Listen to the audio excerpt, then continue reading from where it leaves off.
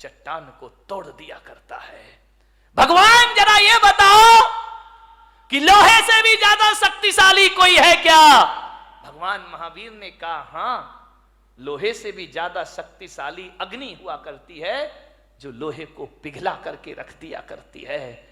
तो भगवान जरा इतना और बता दो कि अग्नि से ज्यादा शक्तिशाली इस धरती पर कोई है? तो महावीर ने कहा धरती अग्नि से ज्यादा शक्तिशाली पानी हुआ करता है, जो आग को बुझा के रख दिया करता है। तो भगवान फिर इतना और बता दो, पानी से ज्यादा शक्तिशाली कौन होता है इस धरती पर? तो भगवान महावीर ने कहा पानी से ज्यादा शक्तिशाली आदमी का संकल्प हुआ करता है, आदमी के हौसले हुआ करते हैं। बोले हौसलों से बड़ा कुछ होता है?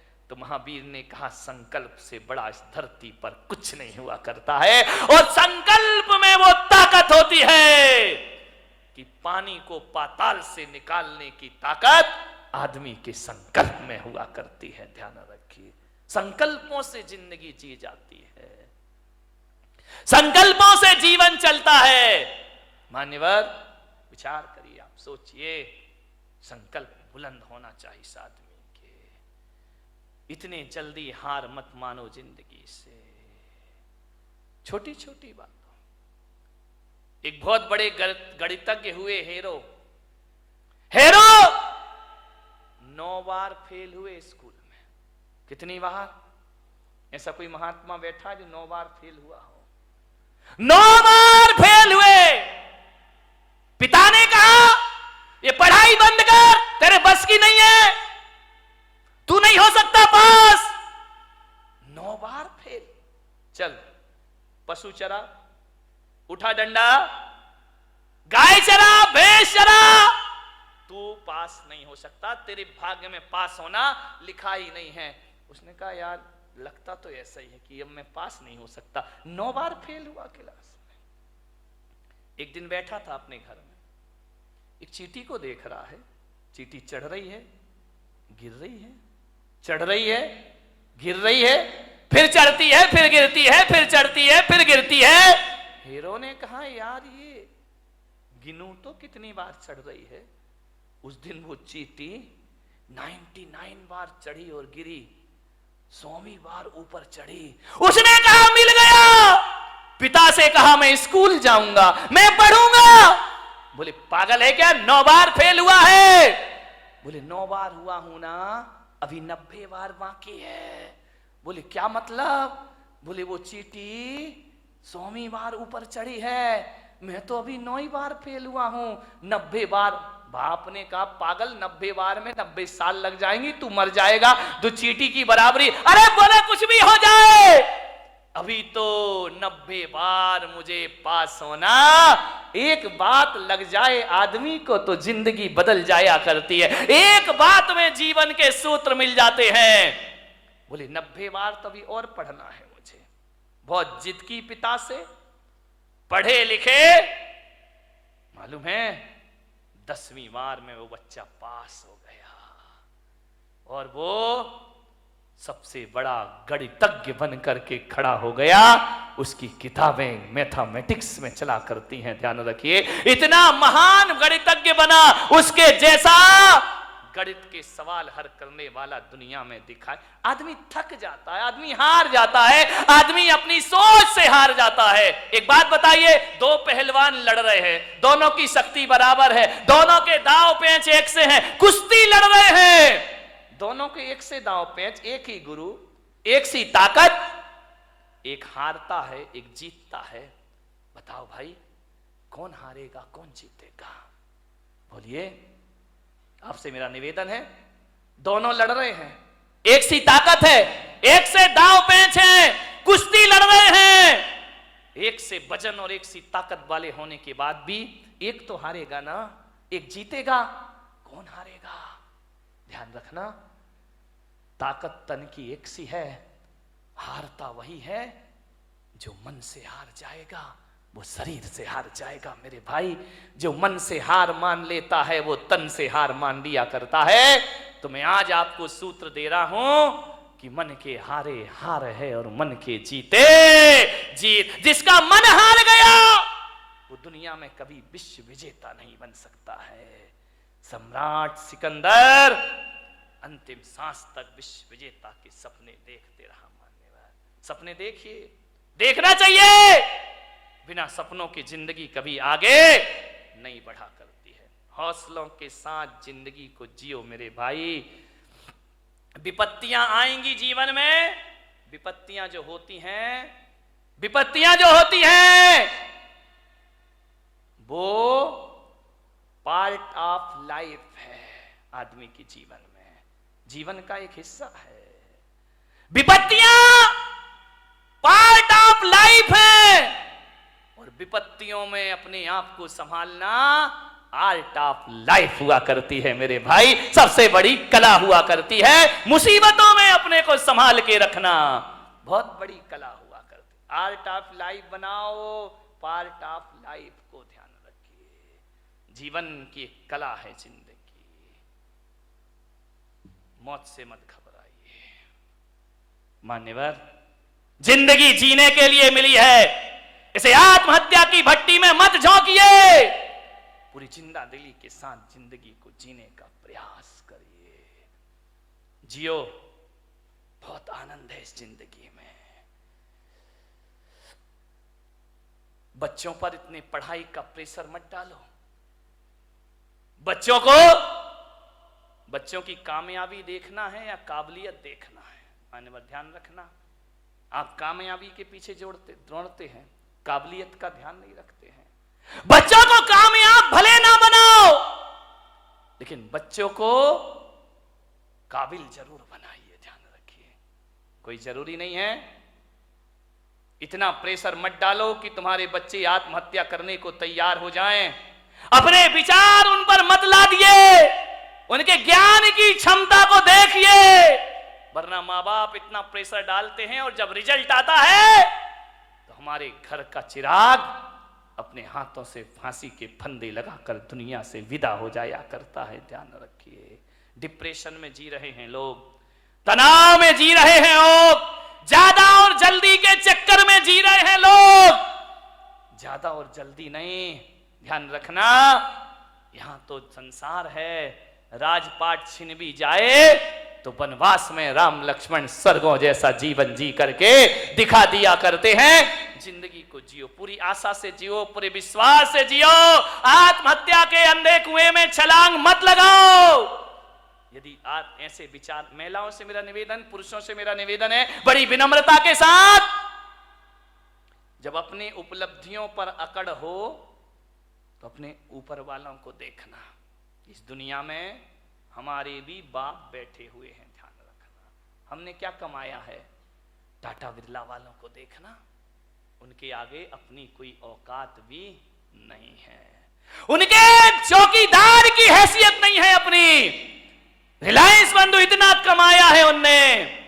जब अकड़ पैदा हो तो ऊंचे वालों को देखना, और जब निराशा पैदा हो तो अपने से नीचे वाले को देखना। जिंदगी तुम्हारी आनंद में परिवर्तित हो जाएगी। मेरे पास इतना है, ईश्वर ने इतना दिया है। ऐसे भी लोग हैं जिनके पास 4 छत, 4 दीवार और 1 छत भी मौजूद नहीं है। ध्यान रखिए, मान्यवर, सोचना है। भौतिक असफलताएं और भौतिक सफलताएं, जब भौतिक सफलताएं आदमी को जीवन दे नहीं सकती हैं तो भौतिक असफलताओं को जीवन लेने का कोई अधिकार भी नहीं हुआ करता है। मान्यवर, जीवन को जियो, पूरी जिंदा दिली के साथ जियो, हर हाल में जियो। जैसा भी जीवन आए, ध्यान रखना। माता पिता डांट दे, बच्चों को गुस्सा कर दे तो ये मत सोचना कि मेरे बाप ने मुझे डांट दिया, मेरी मां ने मुझे डांट दिया। बच्चों से मेरा निवेदन है, सासू डांट दे तो बहू आवेश में ना आ जाए। वो इतना सा सोच ले, एक विचार बना ले कि यार माँ बाप नहीं डांटेंगे तो हमें कौन डांटेगा। ये डांटने का हक तो हमने दुनिया में माँ बाप को दे रखा है। अरे बड़े बुजुर्ग नहीं डांटेंगे तो हमें कौन डांटेगा। इतना सोच लो, बड़ी तसल्ली मिलेगी। हमारे ऊपर अनुशासन कौन रखेगा? फिर वो नहीं डांटेंगे तो कौन डांटेगा?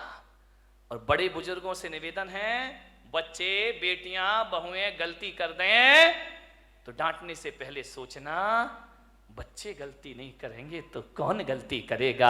आपका घर सुखी बन जाए। बच्चों से ही तो गलतियां होती है, बहू से ही तो गलतियां, अरे आई है बच्ची है ससुराल से आई है, हो गई गलती, उसके लिए इतना तमाशा खड़ा करने की क्या जरूरत है? जीवन को सुखी बनाने की छोटी छोटी सी बातें हैं, ये आपकी जिंदगी को बदल के रख देंगे, पलट के रख देंगे। गलतियां तो बच्चों से ही होती हैं। बड़े सोच लें बच्चे तो गलती करेंगे ही करेंगे, और बच्चे सोच लें माँ बाप तो डांटेंगे ही डांटेंगे। जिंदगी को समझना, आराम से जियो। जिंदगी जीना एक कला है मेरे भाई, इस कला को थोड़ा सा सीखिए। ये जिंदगी बोझ भी होती है और जिंदगी वरदान भी हुआ करती है मेरे भाई। कांटों पे नजर होगी तो दुनिया में कांटे ही कांटे हैं, फूलों पे नजर होगी तो दुनिया में फूल ही फूल हुआ करते हैं। मान्यवर, निवेदन है आपसे, पूरी जिंदगी को हौसले से जीने का प्रयास, हर हाल में जियो। एक साधु थे, अपनी बात समाप्त करता हूं। कुटिया में बैठे हुए थे और अचानक कोई एक गाय लेकर आया कि संत जी गौदान देता हूं, आज से ये गाय आपके आश्रम में रहेगी। संत ने कहा मजा आ गया, ये गाय मेरे आश्रम में रहेगी। बोले चेले चपाटी थे, बड़े खुश हुए, गाय आ गई, गाय आ गई, कल से दूध पिएंगे, दही बनेगा, छाछ मिलेगा, मावा मिलेगा। बहुत खुश हुए। संत ने गाय की बड़ी सेवा की, बड़े अच्छे से रखा, घास खिलाई, पानी पिलाया, बड़ी मस्ती संत की। 3 दिन बाद पता चला कोई गाय उठा के ले गया। संत ने कहा मजा आ गया। अरे चेलों ने कहा बाबा जी पागल हो गए क्या? गाय आई थी तब तो मजा आया था, ये चली गई तो अब काहे का? अरे बोले बड़ा मजा आ गया, बड़ी जिंदगी आनंदमय हो गई। अरे बोले संत जी पागल, दिमाग खराब तो? अरे बेटा नाचो, गाय गई, गाय गई। अरे बोले अब दूध कहां मिलेगा, मावा कहां मिलेगा, छाछ कहां मिलेगा? संत ने कहा एक तरफ गया वो दूध और मावा, अरे गाय गई तो गोबर उठाने की झंझट भी हमारे पास से चली गई। अब कहां की घास, मस्त रहो, भगवान का भजन करो, ध्यान रखिए। ऐसी जिंदगी जियो, राजी हैं हम उसी में जिसमें तेरी रजा है। यहां यूं भी वाह वाह है, यहां त्यों भी वाह वाह, हर समय वाह वाह है, ध्यान रखिए। मिल जाए तो कोई बात नहीं है, चला गया तो आनंद में जियो ना। लेकिन तुम्हारी जिंदगी निराशाओं में जाती है। एक गुलाब का पौधा ये सोचता है कि मैं नारियल के पेड़ की तरह बड़ा हो जाऊं। अब बाजू में लगा है, अब वो सोचे मुझे नारियल का पेड़ बना दे, नारियल का पेड़। अब गुलाब का पौधा कैसे पेड़ बन जाएगा? पेड़ इसलिए दुखी है कि वो सोचता है यार गुलाब जैसे फूल मुझ में आ जाएं, गुलाब जैसे फूल, जिंदगी दुखी हो जाएगी। एक जगह मैंने देखा, अरे गुलाब का पेड़ अपनी पौधा अपनी मस्ती में झूम रहा है, नारियल का पेड़ अपनी मस्ती में झूम रहा है। मैंने एक साधु से पूछा बताओ ये अपनी मस्ती में क्यों है, ये इतने आनंदित क्यों है? बोले इसलिए आनंदित है कि नारियल का पेड़ कभी नहीं सोचता कि मुझ में फूल लग जाएं, और गुलाब कभी नहीं सोचता कि मैं इतना ऊंचा हो जाऊं। इसकी अपनी मस्ती होती है और उसकी अपनी मस्ती में रहो। अरे मेरे भाई, पूनम की रात का जो सौंदर्य है ना, कभी कभी अमावस भी बड़ी सुंदर लगा करती है मेरे भाई। यदि अमावस की रात ना होगी तो पूनम का सौंदर्य कौन जान पाएगा? यदि जीवन में दुख नहीं होंगे तो सुख का स्वाद।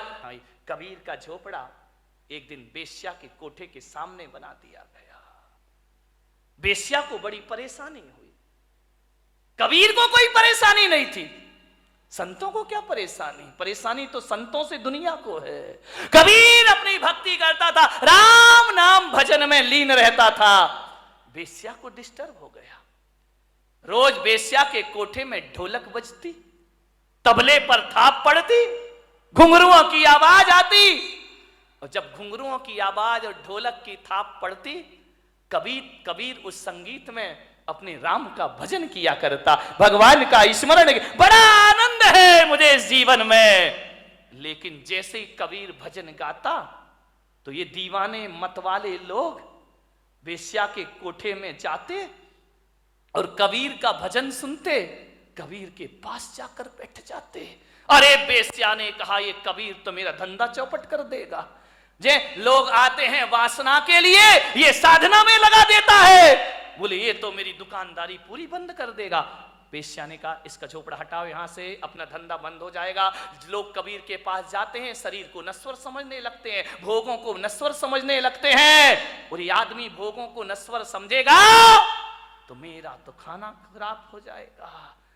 वेश्या ने अपने यारों से कहा कि जा आज रात को कबीर का झोपड़े में आग लगा दो, जला दो रात को। रात हुई, वेश्या के यार गए, कबीर के झोपड़े में आग लगा दी। घास फूस का झोपड़ा धू धू करके जलने लगा। कबीर ने देखा वाह वाह, अभी तो ये झोपड़ा तू कितना चाहता है मेरा राम, मुझे कितना प्यार करता है। क्योंकि जब ये झोपड़ा था ना तब तुझे दिक्कत होती थी मुझे देखने में। अब झोपड़ा हटा दिया, आओ अपन सामने से दीदार करेंगे। बीच की दीवार खत्म हो गई, मजा आ गया, हरि भजन करने लगा, जल गया झोपड़ा। बोले लोग हवन यज्ञ करते हैं तो आहुतियां डालते हैं, वारे मेरे राम जी तुमने तो मेरा झोपड़ा ही आहुति में डाल दिया, मजा आ गया। अब खुल के आकाश को देखेंगे, चांद सितारों का सौंदर्य देखेंगे। बहुत खुश हुआ कबीर। बात बदल गई। किस्मत को बदलने में ध्यान रखना, 100 साल में किस्मत जरूर बदलती है, ध्यान रखना। ऐसा कोई नहीं जिसकी किस्मत ना बदलती हो, जरूर बदलेगी किस्मत। आज है कल नहीं रहेगा, आज कुछ नहीं है कल सब कुछ होगा, ध्यान रखिए। हवा का एक झोंका आया और कबीर के झोपड़े की आग वेश्या के कोठे तक पहुंच गई। और उस आग ने पर्दे जलाना शुरू कर दिए, पर्दे जल रहे हैं, साजबाज जलने लगे, ढोलक फट गई, हारमोनियम जल गया। वेश्या उठी, ये क्या हो गया, मेरे कोठे में आग लग गई, मेरी जिंदगी भर की कमाई सब मिट्टी में मिल गई। बहुत परेशान हुई वेश्या, कोई बुझाने वाला नहीं। उस रात को उसके कोठे की आग, सवेरे तक कोठा जल जल के धुआं हो गया। दौड़ी दौड़ी गई कबीर के पास, कबीर कबीर कबीर। कबीर तो भगवान की राम धुन में लगे हुए हैं। अरे कबीर उठो, देखो ये क्या हो गया है। कबीर भगवान के भजन में ले, वाह मेरा हरि, मेरा परमात्मा, मेरे राम, बड़ी कृपा है, बड़ी मेहरबानी है तुम्हारी। वेश्या ने कहा कबीर तेरे तो आगे पीछे कोई नहीं है, तू तो साधु अक्खड़ फक्कड़ है, मेरी तो जिंदगी भर की कमाई धू धू करके जल गई कबीर, मैं बर्बाद हो गई। कबीर ने आंखें खोली, क्या हुआ वेश्या, देख कबीर मेरा कोठा जल रहा है, धू धू करके राख हो रहा है मेरा कोठा, बचा ले कबीर बचा ले। कबीर ने कहा इसमें मैं क्या कर सकता हूं। बोले कबीर मुझे माफ कर, मैं प्रायश्चित चाहती। अरे किस बात का प्रायश्चित। बोले तेरा कोठा जलवाया था मैंने, किससे, मेरे यारों से। तो कबीर ने कहा मैं क्या करूं, तू मेरी अपराधिन है ही नहीं, तेरे यार ने मेरा झोपड़ा जला दिया, मेरे यार ने तेरा कोठा जला दिया। ये तो दो यारों की लड़ाई है, तेरी मेरी तो कोई बात है ही नहीं, ना तेरी गलती ना मेरी गलती। तेरे यार ने मेरा झोपड़ा जलाया तो मेरे यार ने तेरा कोठा, ये दो यारों की लड़ाई है। अब देख वेश्या किसका यार दमदार है, देख मेरा यार दमदार है या तेरे यार। जो कल यार तेरे साथ घूमा करते थे तेरे लोग, आज एक भी तेरे पास नहीं है। और आज झोपड़ा जलने के बाद मेरा हरि मेरे पास हमेशा से मौजूद है। ध्यान रखिए बारामती वालों, यारी करो तो ऐसी करो जिसका यार दमदार हो, उससे दोस्ती करो मेरे भाई। ऐसे यारों से क्या दोस्ती करना जिंदगी में, आनंद में जियो। सूरत में एक मेरे भक्त ओम प्रकाश बाबूजी अब इस दुनिया में नहीं है, मैं भीलवाड़ा में कहीं था,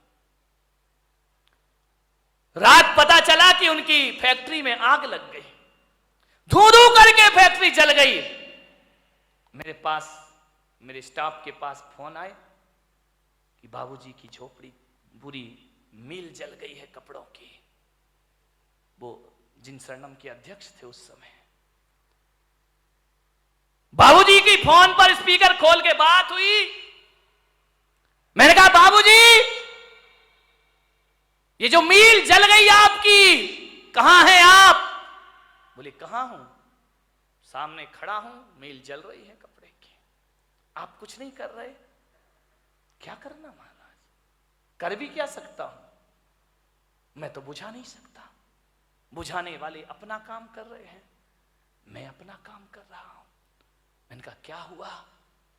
कुछ नहीं महाराज, चिंता मत करो, आपका हाथ हमारे सिर पर है, ऐसी 10 मील फिर खड़ी करने की मैं ताकत रखा करता हूं। वो आदमी कमजोर नहीं पड़ा, वो शख्सियत कमजोर नहीं पड़ी, हौसले हैं महाराज।